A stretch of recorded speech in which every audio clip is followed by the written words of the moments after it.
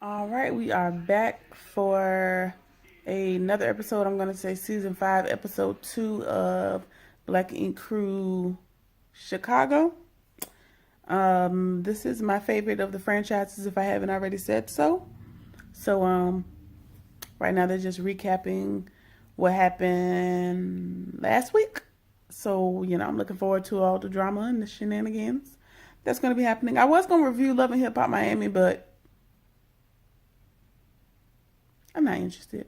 So I'm not gonna do it. So let's get into episode 2. All right, so we are kicking off the episode, and Don has decided to return to work at what used to be Loyal Inc., what used to be 9mag, which is now 9mag again. I know, I'm confused too. Anyway, the shop that Ryan took over, that Loyal Inc. used to reside in, Don has gotten. So basically, let's wrap this all up.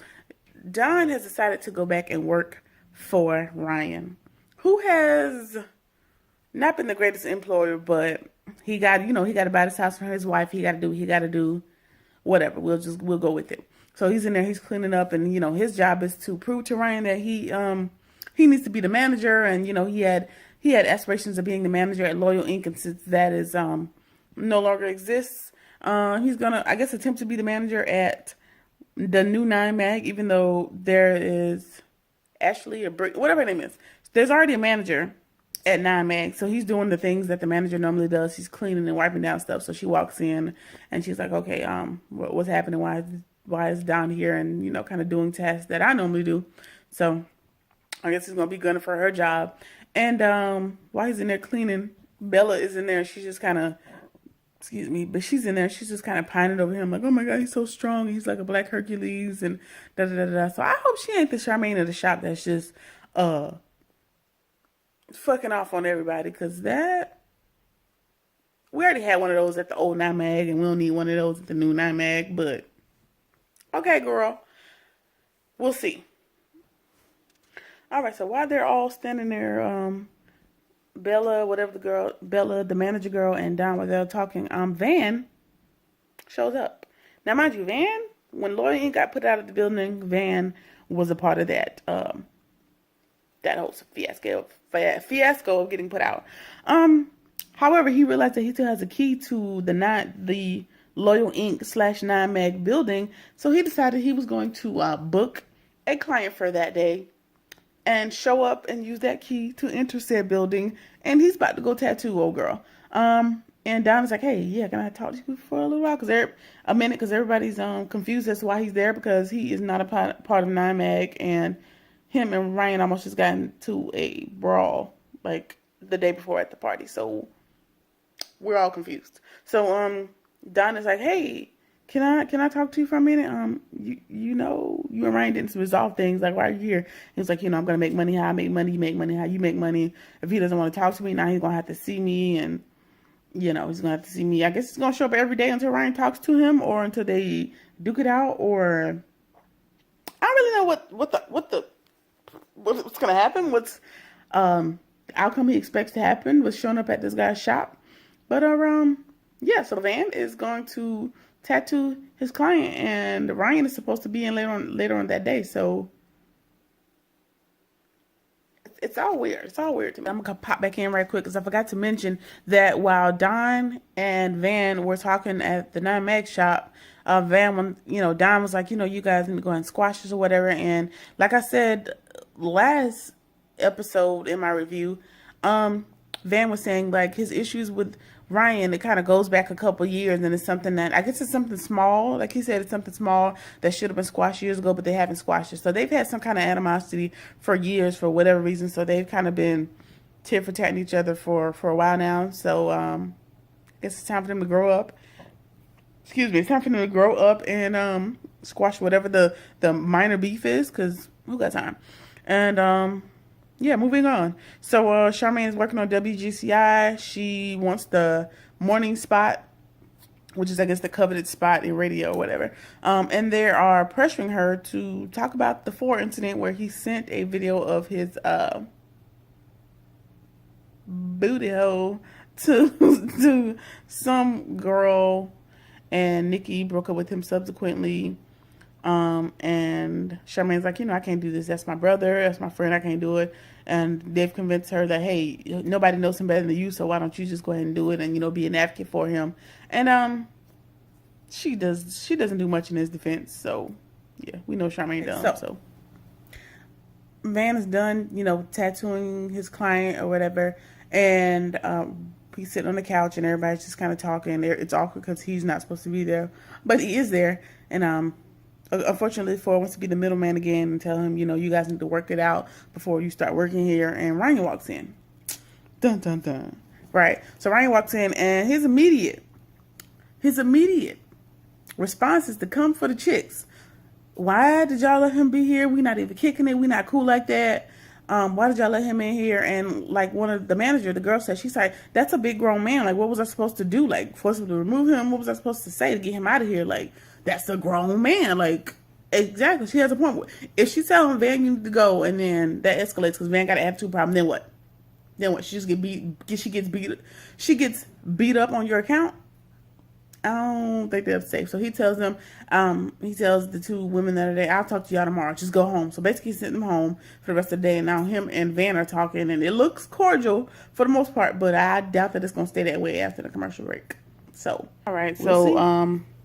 We are back from the break, and Van, he's pouring his heart out to Ryan, and a piece of his heart was missing when he wasn't talking to Ryan, and it feels good talking to him, blah, blah, blah, blah, blah. And Ryan is just sitting there, still with an undecided look on his face, but he's not as interested in saying he doesn't care about any of this and, disregarding Van. So he heard him out, and Van, let him know, like, I have 9 Mag tattooed on my face. Like, I was down with this shit or whatever. Blah, blah, blah, blah, blah. He says his piece, and, he just walks out. So Ryan is just sitting there, like, kind of contemplating everything. And, yeah, so, by the end of the season, they're all going to be back on good terms, and they'll be 9 Mag again. 9 Mag till I die, or whatever the hell was going on in the first seasons. So yeah. All right, so Bella, what's the crazy girl? Lily, Bella, and the manager chick are commiserating over Van popping up at the shop, and blase whoop de whoop de whoop.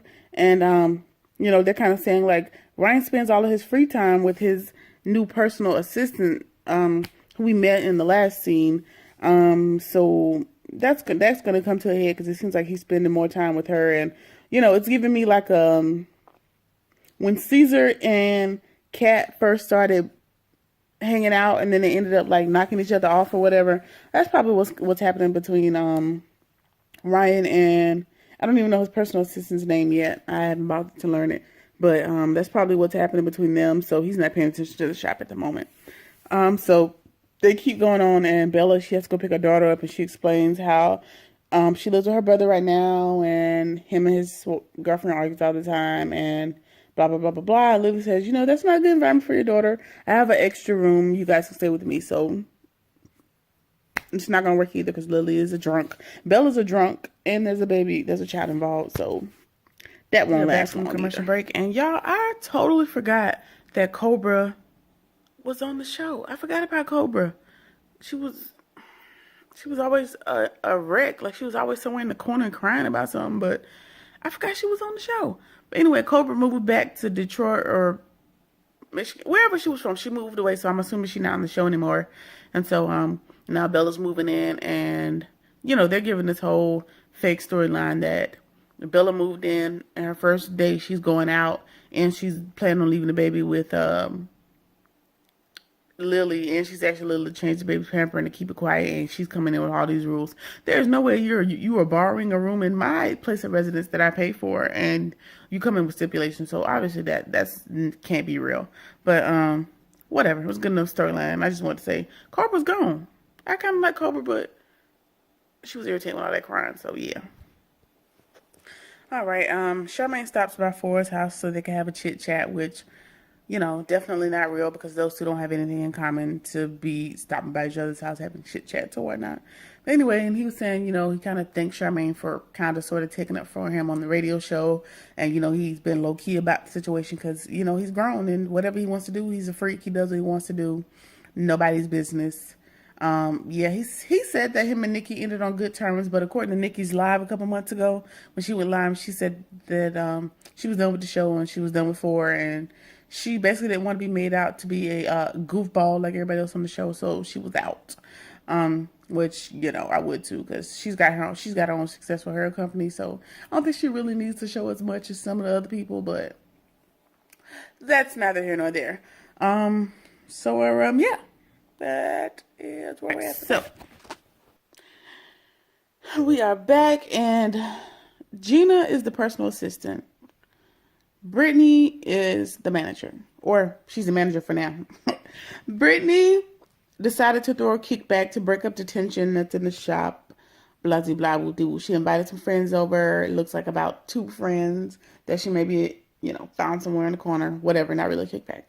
And, Lily's there and everybody's there turning up. And Ryan walks in and, he's like, hey, I don't want anybody to take the lease from me. I just got back for 9 bags. So, she was telling him, as the boss or whatever he is, telling him, hey, y'all don't, nobody get any more cups. We can't drink in here. We gonna run this like a business this time around. So, Lily's like, oh my God, this place is so serious.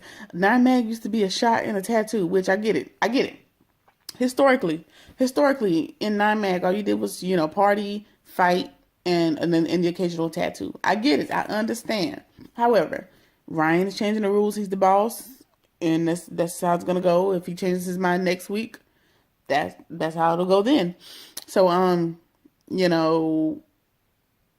Brittany's asking questions. She was like, well, since we're after hours, does it matter? He was like, it's at your house, blah, blah, blah. She's like, okay, fine, whatever. He's like, Brittany manages the situation, you're the manager. So I'm assuming she's gonna start telling people to start going home and leaving or whatever. However, Gina, which is Ryan's personal assistant, like for his personal life, for personal things, nothing to do with the business, she starts going ham. Ryan walks away, he's done with the situation. He's already said what he has to say, and he's gone. She just asks, why you have to explain yourself to your workers? You need to be comfortable in your place of business. Girl, relax. You already have a spot on the show. Chill, little mama. So she going ham, and why you got to explain yourself to y'all, and blah, blah, blah. Kind of like how Kitty did when her and Caesar started knocking each other off and she felt like she had a say-so in the shop. Just put a pin in that.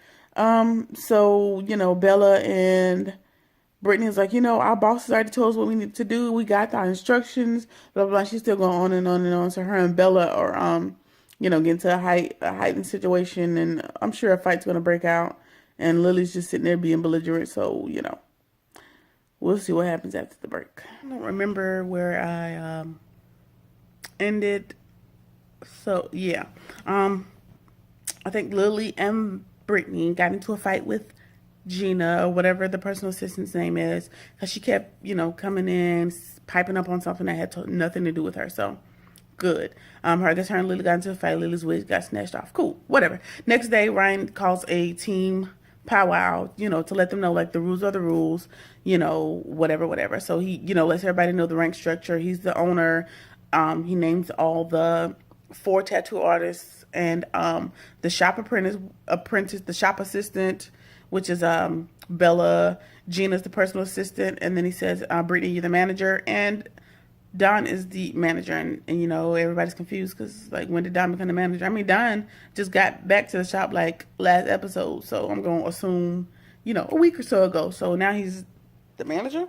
Okay, cool. Run your business. So Don is the manager. He's co-managing with Brittany. So Brittany's like, when did that happen? He was like, just now, because I said it is. Okay, cool. Whatever. That's your shop. Run it. So he was like, I guess they were just having a discussion about it, and Forrest's like, hey, we got multiple artists and multiple people in other positions. Why can't we have 2 managers? And she was like, I want to be the only manager. And Ryan goes, yeah, okay, since you wanted to only be one manager, Don, you're the manager, and Brittany, now you're just the resident piercer. So she has attitude about it. Okay, boss, whatever you say, blah, blah, blah, whatever. So, so Van is not back in the shop. And as it stands, Ryan has made up with everybody except Kat, I think her name is, that he was messing with on the vacation that started this whole shebang. Danielle, which I haven't seen on the show yet, so I don't think she's on the show anymore. And what's the big loud girl name? Dang. Charmaine. So Charmaine, I guess, is the last person out of the original lineup that's still on the show that he has not made up with. So I'm sure they're gonna talk about it next episode and either gonna make up or still be beefing for whatever reason, and then yeah, we'll go from there. So looks like Nine Mag is gonna become Nine Mag again. Oh, it also looks like Ryan's gonna add some new people. Van's gonna have an apprentice, and then more people are gonna come to blows as usual. So yep. We'll see what happens in the next episode.